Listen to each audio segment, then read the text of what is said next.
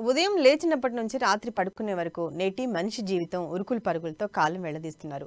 పక్కవారికి ఆపదొస్తే నాకెందుకులే ఈ రిస్క్ అనుకుంటున్న వాళ్లే ఎక్కువ. నిజంగా చెప్పాలంటే నేటి సమాజంలో మానవత్వం మంట కలిసిపోతుంది.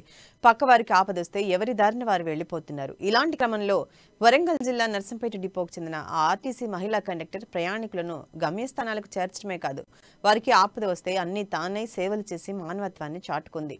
రమాదేవి మానవత్వాన్ని చూసి బస్సులో ఉన్న ప్రయాణికులు అభినందించారు.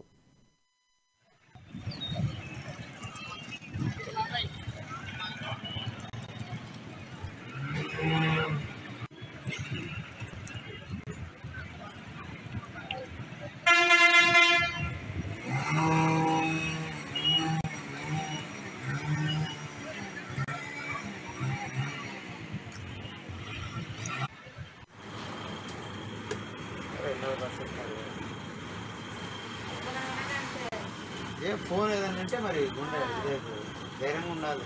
పాప ఏడుస్తా ఎందుకు అసలు?